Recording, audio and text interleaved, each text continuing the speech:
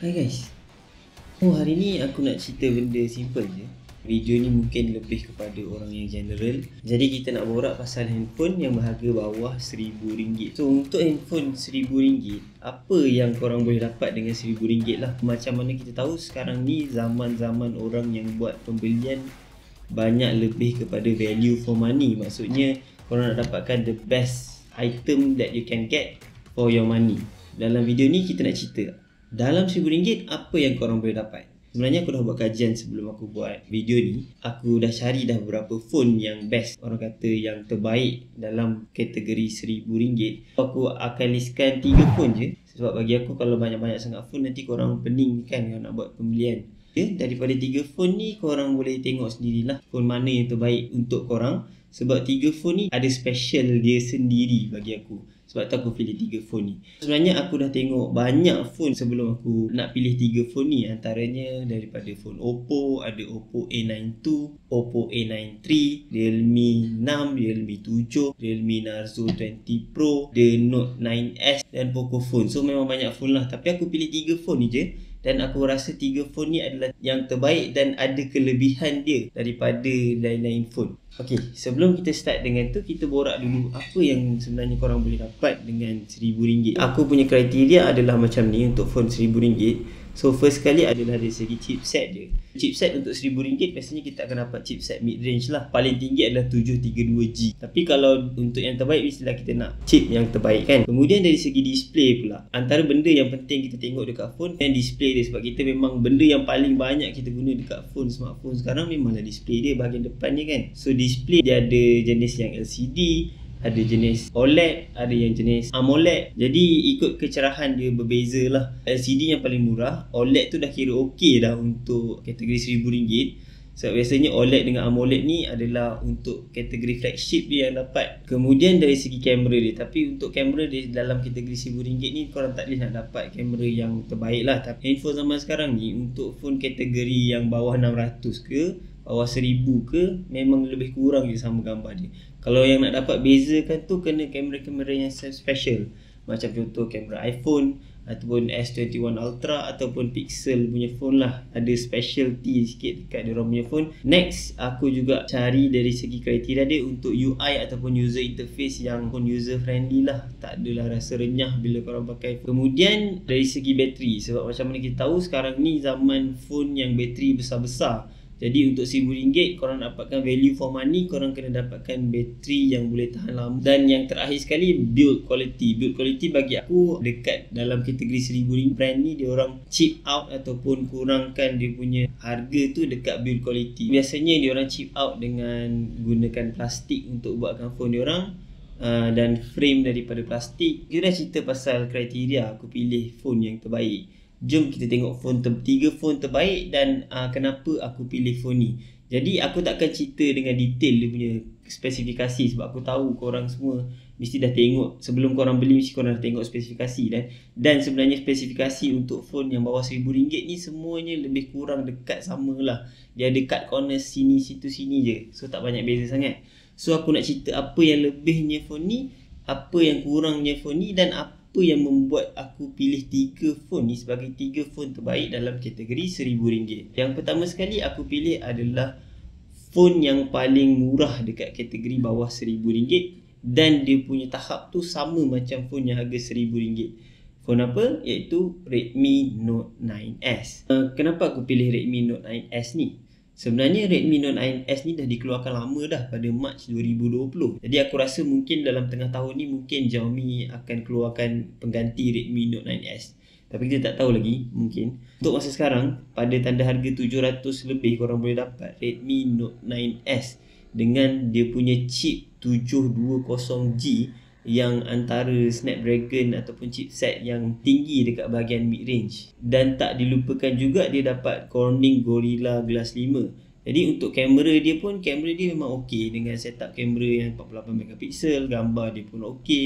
Dia punya video recording pun so-so juga. Dan dia punya bateri yang besar 5000 lebih mAh dan dia support juga fast charging.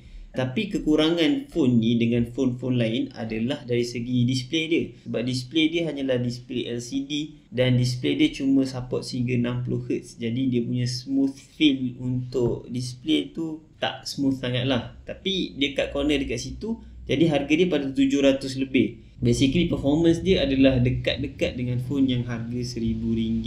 Sebab tu aku masuk kat dalam list ni. Jadi mana korang yang bajet bawah RM1000 dan tak sanggup nak keluarkan RM1000 segedebuk untuk beli phone, korang boleh tengok Redmi Note 9S ni. Dan kalau ada sale, mungkin korang boleh dapat dengan harga yang lebih murah. Next phone aku dah cari dan tengok adalah Pocophone X3 NFC. Pocophone ni memang famous dengan phone yang harga murah tapi spesifikasi yang melimpah ruah. Dan dia bagi Snapdragon 732G guys. Kalau korang tahu, Snapdragon 732G ni adalah digunakan untuk phone-phone yang harga dekat RM2000. Contoh macam Pixel 4a, Pixel 5, Pixel 4a 5G.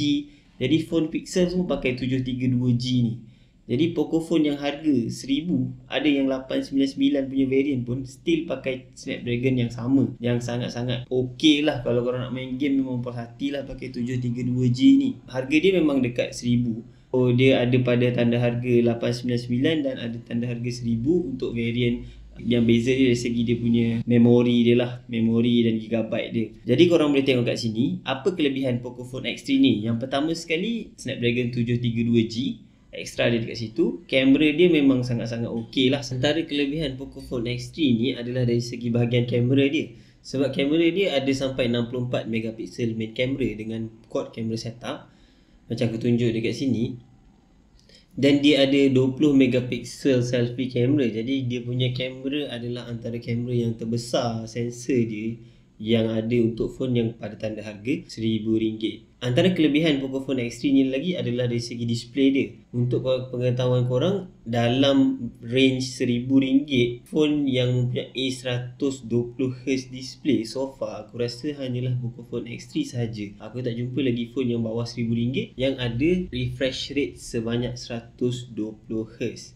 Tapi dia chip out juga dekat sini sebab dia menggunakan IPS LCD punya display, jadi dia taklah cerah sangat. So overall bagi aku untuk Pocophone ni adalah phone yang bagi spek ataupun chipset yang terbaik yang korang boleh dapat pada tanda harga RM1000.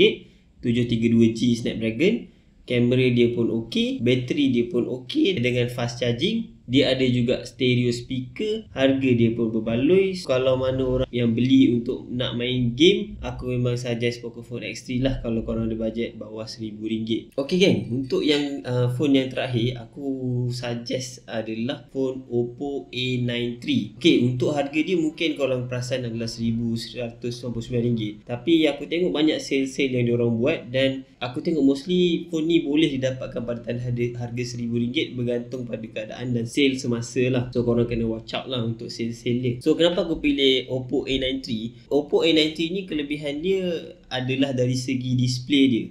Jadi untuk spek-spek lain dia adalah lebih kurang sama je macam phone-phone lain dengan kamera 48 megapiksel. Dia punya chipset yang biasa-biasa pun still okay actually. G95 Helio-Tech yang boleh buat main game juga. Dia punya display ada 90Hz dan yang paling penting display dia ni ada Super AMOLED display. Jadi untuk phone yang bawah RM1000, kalau jenis mana korang yang suka consume media, maksud aku suka tengok YouTube, suka tengok Netflix dekat phone, suka layan movie dekat phone, aku rasa better korang pilih phone ni lah sebab dia ada Super AMOLED display yang cerah. Dan korang boleh gunakan display tu pada bila-bila masa. Dan dia ada juga refresh rate sampai 90Hz yang smooth. Tak dilupakan juga dia punya bateri sebanyak 4000 mAh, pengecasan 18W fast charging. Jadi spesifikasi dia aku akan listkan dekat sini. Jadi itulah video aku hari ni. Sebab aku tak naklah bagi korang heavy-heavy sangat. Aku bagi 3 phone ni, korang boleh check out spesifikasi dia sendiri. Kalau korang ni jenis yang main game, aku memang suggest korang beli Pocophone X3. Kalau korang jenis yang bajet kurang, tak sampai RM1000 tapi nak spek yang sama dengan handphone RM1000 lain, korang boleh tengok Note 9S daripada Xiaomi. Dan kalau korang jenis yang suka tengok movie ataupun mementingkan display, sebab macam mana korang kita tahu, display ni adalah benda yang kita paling guna sekali dekat dalam phone, boleh check out Oppo A9 III. Dan aku nak bagi juga shout out dekat Narzo 20 Pro. Sebab phone ni ada juga special dia ada super fast charging 64 watt. Jadi dalam masa sejam korang boleh dapat full charge. Jadi siapa yang pentingkan masa, yang perlukan fast charging, korang boleh tengok Narzo 20 Pro yang pada tanda harga RM1,000, sama juga berbaloi je. Aku harap video ni membantu dan kalau video ni membantu, aku harap korang boleh support aku dengan cara tekan butang subscribe dan tekan butang loceng untuk dapatkan notifikasi. Sekian saja, saya Adam daripada Asketek. Assalamualaikum dan salam sejahtera.